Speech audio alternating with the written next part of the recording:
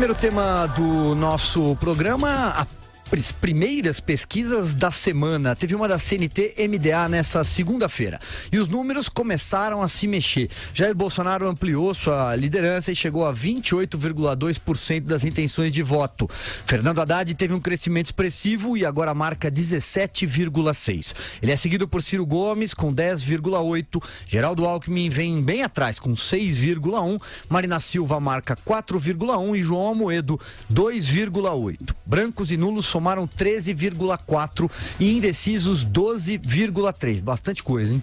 Esse crescimento de Bolsonaro e Haddad foi registrado também em outra pesquisa, a BTG-FSB. Os dois institutos trouxeram números parecidos para o segundo turno e eles são bons para Bolsonaro, que vence todos os concorrentes, menos Ciro Gomes, com quem perde ou empata. Começo com você, Andreasa. Silvio, todas as pesquisas recentes, especialmente pós-atentado contra o Bolsonaro, e é possível, apesar das metodologias diferentes dos institutos, é possível fazer uma ponderação e identificar tendência. Todas as pesquisas recentes, isso me parece muito claro, não dá para lutar com os fatos, indicam um viés de alta do Bolsonaro. Está em crescimento, é uma tendência identificável. Em alguns institutos cresce mais, para além da margem de erro, em outros cresce menos, dentro da margem de erro, mas o crescimento há. O que há de diferente nas pesquisas recentes, isso já foi identificado no Datafolha na sexta-feira, apareceu na pesquisa da FSB para o BTG e nessa do MDA, é ele, Bolsonaro, se tornando competitivo no cenário de segundo turno.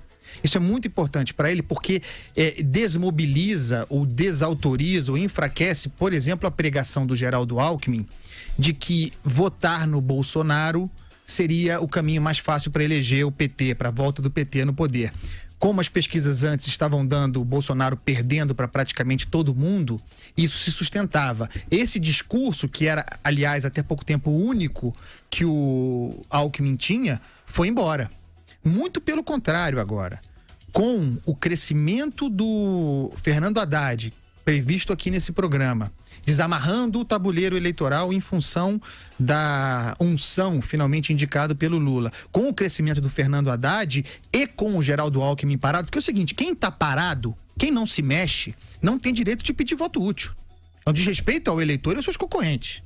Com o Fernando Haddad crescendo e o Jair Bolsonaro nessa posição crescente lá na frente, muito provavelmente o sentimento anti-lulopetista se aguçará, beneficiando o voto útil no Jair Bolsonaro.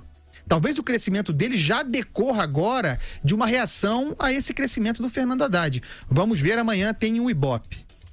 Pois é, muitas pesquisas ao longo da semana. Vera Magalhães, e pra você, hein? Os números começaram a se mexer e aí na sequência o Madu já comenta, porque vocês estão lado a lado para quem nos acompanha em vídeo. Tá bom.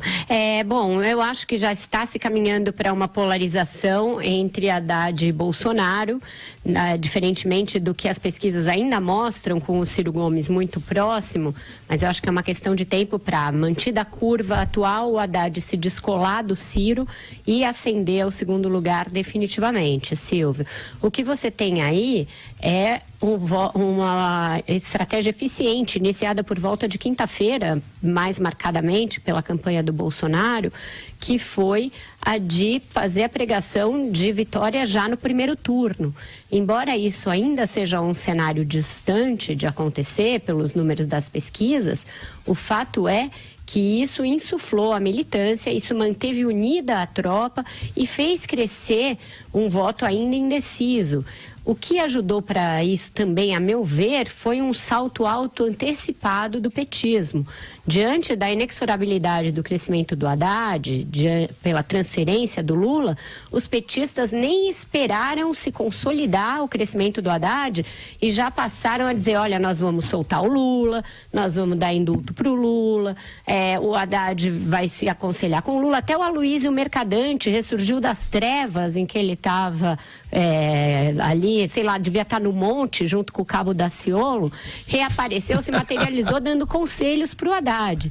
Diante disso, o eleitor antipetista e antilulista se assusta e acaba se abrigando onde ele acha que vai encontrar uma possibilidade maior de vencer o PT. Eu acho que isso resultou em 3 coisas: no aumento do Bolsonaro na espontânea e no primeiro turno, na queda da sua rejeição também detectada por essas pesquisas e nessa melhora do Bolsonaro no segundo turno, a qual o Andreasa se referiu. Então você passa a ter um cenário em que o Bolsonaro era aquele que perdia para todos num eventual segundo turno, e agora ele ganha de todos e por enquanto só tem uma disputa ali par e passo com o Ciro Gomes. É uma mexida e tanto no tabuleiro, a meu ver, fruto da inabilidade do PT, da total inabilidade do Geraldo Alckmin, mas também de uma estratégia muito inteligente da própria campanha do Bolsonaro, que foi essa pregação de primeiro turno e essa aparição dele no fim de semana, da qual a gente vai tratar em seguida. Resta saber se agora, diante desses 2 blocos dos extremos se consolidando na liderança, aquele voto moderado que se assusta com essa extremização vai fazer algum movimento em direção a algum outro candidato. Eu acho que a única chance de algum dos outros candidatos romper essa polarização que vai chegando antecipadamente é isso acontecer. E aí, Madu, seguimos com você. Bom, então, pensando que nós estamos a exatos 20 dias das urnas. Pois é, pelo andar da carruagem e pela queda do índice de alguns candidatos, eu acho que daqui a pouco o dólar vai ser chamado para participar de debate e fazer sabatina, porque o dólar vai subindo, né, percentualmente e muitos candidatos, principalmente os de centro, vêm caindo, o que é extremamente preocupante, né? Você tem, é óbvio, uma polarização, como eu falei hoje já no Jornal da Manhã, né? O Brasil está entre 2 precipícios, né? Um precipício à esquerda, outro precipício à direita, mas o precipício é precipício, tem um fundo duro lá embaixo. O que eu percebo é que essa subida do Haddad realmente já era esperada e tem que ver até onde ela vai, quer dizer, até onde existe a capacidade do Lula ainda transformar os seus postes em candidatos competitivos. É razoável ele estar com esse 17,6%, mas vamos ver se ele atinge os mesmos índices que o Lula teria anteriormente, porque a candidatura do Haddad à esquerda, ela tem um problema, que é justamente o Ciro Gomes, que é nordestino, que tem talvez muito mais carisma. Hoje mesmo saiu na porrada em Roraima, né? É uma coisa de cabra macho, enfim, né, tem esse perfil, e ele é o tipo do candidato que rouba votos do Haddad, principalmente no Nordeste. E ainda sobra uma rapinha ali para Marina Silva também, daqueles de esquerda que estão desiludidos com o PT, né, magoados com o PT, inconformados com o comportamento, digamos assim, pouco ético do PT, e fazem então um voto de vestal votando na Marina. O outro perigo que existe, quer dizer, outra coisa que está acontecendo, são as pessoas que eventualmente prefeririam um candidato de centro, mas acabam de viver essa experiência de quase 14 anos de PT e, portanto, querem ver o diabo pela frente e não querem ver o PT. E como a Vera falou muito bem, o PT, né, começou a botar as manguinhas de fora antes da hora, e isso está fazendo, e eu tenho observado muito das ruas, né, que pessoas que votariam em candidatos moderados já estão dizendo que votam no Bolsonaro como voto útil contra o PT. Andreasa, você queria complementar, né? Queria. Isso que o Madureira falou, agora, por fim, é muito importante. Eu, por exemplo, encontrei algumas pessoas na rua que vieram falar comigo no final de semana espontaneamente, dizendo o seguinte: oi, André, tudo bom? Não sei o que, é a eleição, hein? Pô, eu ia votar no Geraldo Alckmin, o propósito era esse, mas diante do quadro atual, da imobilidade do Geraldo Alckmin, da incapacidade de se mover e do crescimento do PT, eu e a minha família estamos fechados com o Bolsonaro. Isso é o voto útil anti-PT, que lembra uma tese sobre a qual eu tenho falado muito aqui, que é um certo caráter plebiscitário dessa eleição. Né? Um caráter plebiscitário relativo à figura do Lula e ao lulopetismo.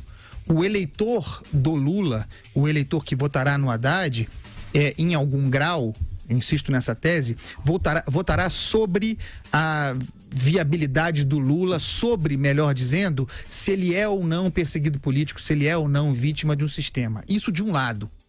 Para combater isso, em contraposição a isso, era preciso haver se lançado no cenário, se fixado no cenário como um anti-lulopetista. Algo que, historicamente, tendo todas as chances, o PSDB não conseguiu fazer. O PSDB falhou historicamente em se fixar na percepção do eleitor como aquele representante do antipetismo. Durante muito tempo ganhou essa posição, não por atividade, mas por falta de alternativa. Quando, e aí é falha especificamente do... Só um minuto. Que aí é falha especificamente do Geraldo Alckmin. Tem a falha do PSDB em não se colocar como anti-lulista. Mas a falha do Geraldo Alckmin em não se colocar nesta campanha como alguém capaz de polarizar com o Jair Bolsonaro.